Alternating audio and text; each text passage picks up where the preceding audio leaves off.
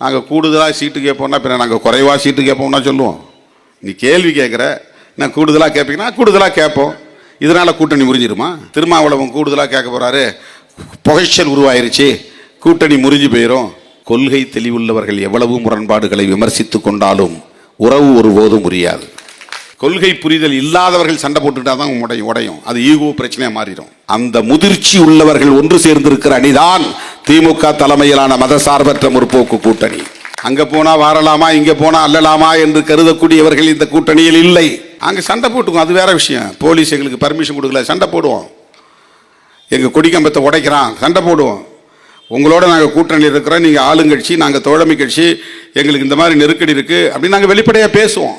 அதனால கூட்டணி முறிச்சுக்குவோமா? எங்களுக்கு 6 போதாது, 10 வேணும், 15 வேணும் கேட்போம். நெகோசியேஷன்ல நாங்கள் முடிவு பண்ணுவோம், கூட குறைய இருக்கும். இதற்காக நாங்கள் கூட்டணி உறவை முறித்துக் கொள்வோமா? இது நல்ல கொள்கையா இருக்கு, அது நல்ல கொள்கையா இருக்கு. கொள்கை வேற, கூட்டணி வேற. எந்த கொள்கையை காப்பாற்ற நீங்கள் கூட்டணி வைக்கிறீர்கள் பெருமக்களை? எந்த கொள்கையை காப்பாற்ற கூட்டணி வைக்கிறீர்கள்? எந்த கொள்கையை காப்பாற்ற கட்சி தொடங்கினீர்கள்? கூட்டணி என்றால் அதே கொள்கை தேவையில்லை என்றால் திமுகவோட கூட்டணி திமுக இணைந்து விடலாமே. கிளைக்கழகங்களா இருந்து ஏஞ்சீங்க.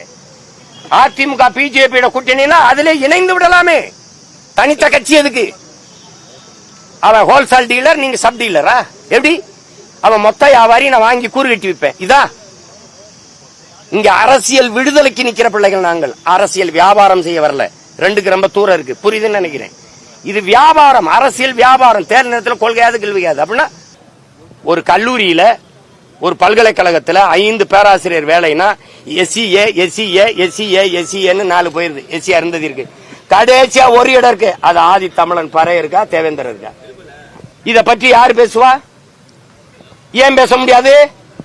இதை எதிர்த்து எவன் கொடுத்தாலும் அவன்கிட்டே போய் 2 சீட்டு 3 சீட்டுக்கு அவன் கூட்டணி வைக்கும் போது அந்த குரல் வலை நெரிக்கப்படுது.